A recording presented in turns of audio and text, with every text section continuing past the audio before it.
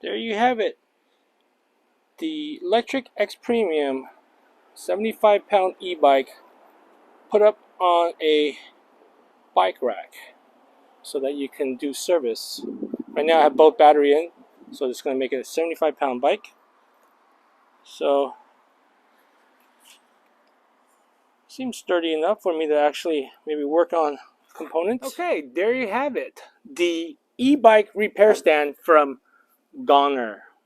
Goehner? I don't know. I'm pretty sure I butchered it. But you know what? Hey, we'll just chalk it up to the whiskey.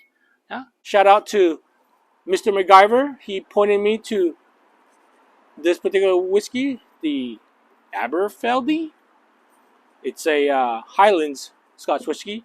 I got it at Costco. It was actually on sale. It's $30 a bottle, and it is definitely worth its value. Very sweet note, and pretty smooth. So, cheers. Hello and welcome to Random Things. This is Ty, and today I am going to unbox, assemble, and demonstrate how well my new Goehner e-bike repair stand will work for a heavy e-bike like the Electric X Premium, which is about 75 pounds. So according to the manufacturer, this e-bike repair stand can take a maximum load of 100 pounds. And so we'll go ahead and put this together and put it to the test. Okay, so I've taken everything out of the box. So you have the lower arm, the upper arm, and the clamp. So the lower arm, right off the bat, this is pretty heavy, so it's pretty stout metal. You take that piece of plastic off, or the signage. So there's a little locking arm. So if you unlock it, that should let the legs come down. Okay. So let's just turn the feet so that it will sit right. And then, once you lock it, it should prevent you from leaning forward. So you gotta make sure that's tight. And then, again, once you lock it, you shouldn't be able to bend it forward. Unlock it, it'll bend down, right? So lock that into place so that it doesn't move on us. Let's put in the upper arm.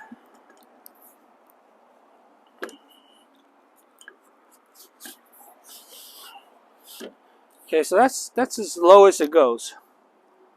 Alright, so you can tighten that up. You can lock that into place.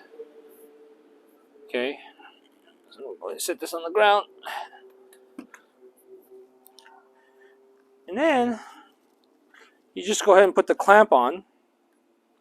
Now, I want to show you there's a little notch in here, and that notch fits in that groove, right?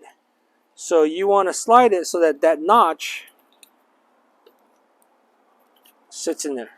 That's what keeps it from spinning on you, is that little notch. Now, I don't know if you can see it very well, but that little notch is plastic, so hopefully it will hold up on a very heavy bike. I'm a little concerned about that, but that's how it goes. And then there's a little number 5 Allen that you need to tighten this down with. Okay, so you have the clamp. You put the bike seat, or if you open this, see these little kind of teeth? They will allow you then to change the rotation, and you just kind of lock it back in. Right? So you could have it like this and lock it in, or so on.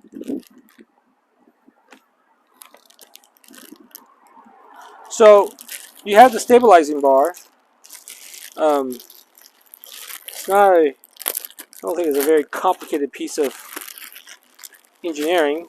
It's just a, it's got these two little anchors, and so you have a rubber belt that you hook on, right? And then you just kind of hook on the other one.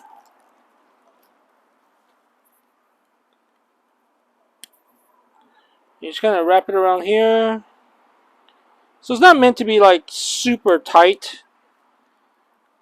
It can be, but it's just basically strapped on. It's not like it's not like it's actually screwed in. But then you just kind of hook it up to the handlebars once you have the bike on here, right? So I'm not going to mess with that for now because that just gets in the way. So here comes the pudding test, right? Can I put my electric XP, which is a 75-pound bike, onto here?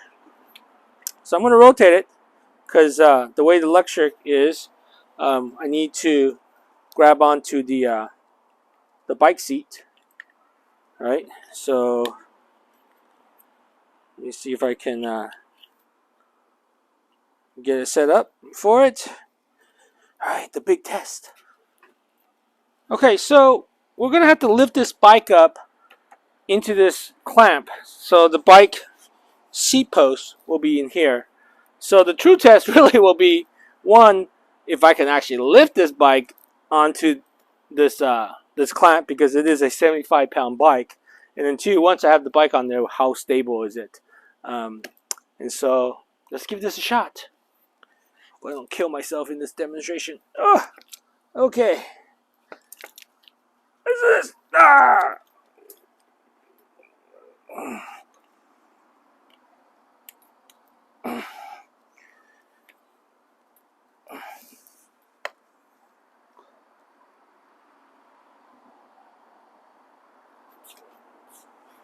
Ah! Look at that! Is the front wheel on the ground? It's kind of on the ground. Let's see, I don't have this very tight. Let me see if I can redo that and make it a little tighter. So if I unclamp it, hold it up, unclamp it, there's a little butterfly nut in the back here that does let me tighten the clamp, and then that lets me retighten that so that the clamp is biting on to the seat post real snugly. Ugh. So now the bike isn't going to twist. So because I'm grabbing the post, most of the weight is in the front. So the bike is naturally tilting down.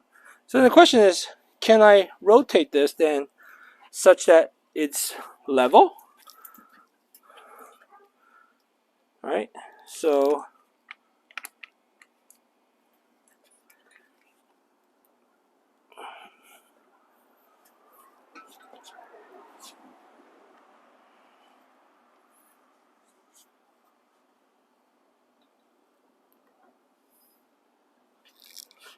I don't think it likes that.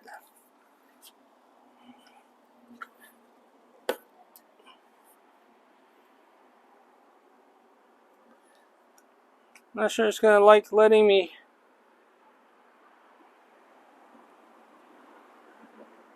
Oh, it's holding it up. It's holding it up. But I guess the question is, do I really need it to? It's pretty steady. Pretty sturdy. Sturdy. Right? The wheels are off the ground. Okay, so there you have it. I think this bike stand can hold 75 pounds. Now, I would probably, unless I really need to have the batteries in there, I probably would take the batteries out while I'm working on this, so that one, it's a little lighter and I don't put all that weight onto this little locking mechanism, just to try to save it a little bit, unless I really need to. That'll take 15 pounds off the bike itself by removing the battery. And then the other question is, why do you need to? Well, one thing about mid-drive bikes is that you need to do a lot of chain maintenance, and that's cleaning the chain and lubing the chain regularly, because that drive chain, the drive train, specifically the chain, if you have it well maintained, it will allow you to shift a lot easier, and which is a key component to actually riding a mid-drive bike. And so you do want to have a way to maintain your chain easily. And so you probably can do it on the ground, put it on some buckets. I have enough e-bikes now where I got to do a lot of work, so I thought I'd give this bike stand a try. And so that's why I went ahead and got the bike stand. So I'm just going to go ahead and tilt it back down so that I'm not putting all that weight on the let that front tire sit on the ground. So I have the Electric X Premium onto this bike stand. Again, this is a e-bike stand, so it's designed to hold a maximum rating of 100 pounds according to the specifications. And so this is the bike on the stand. It's a relatively simple stand. I was able to put the bike up by myself, but boy, that was a chore. And as I mentioned earlier, you may want to take the batteries out while you put it up. That'll take 15 pounds off the bike while you set it up, and that will help.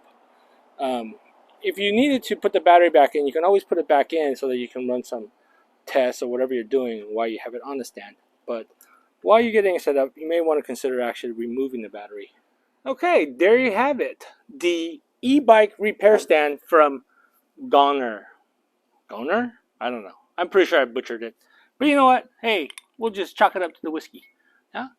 Anyway, so I got this on Amazon. It was $140 before tax, so it's $150 with tax, free shipping, and 30-day return policy on Amazon Prime. Again, the reason why you need to consider having a bike stand to do some work on your X Premium is that it is a mid-drive. And mid-drive bikes require a lot of maintenance with the chain, the drivetrain itself. And so having a bike stand will definitely make that process a lot easier, especially since you're going to have to constantly clean and lubricate the chain. And it's a lot easier to rotate that while you're not on your knees kind of bending forward. So that's why I got the stand. So we'll give it a try, and hopefully that will save my back and let me ride a little longer. So with that, I hope you found the video helpful. If you did, please hit the like and share button. If you're not a subscriber, please subscribe. That would really help me out. And as always, thank you for watching. And shout out to Mr. MacGyver. He pointed me to this particular whiskey, the Aberfeldy. It's a Highlands Scotch whiskey. I got it at Costco. It was actually on sale. It's $30 a bottle, and it is definitely worth its value. Very sweet note, and pretty smooth. So, cheers.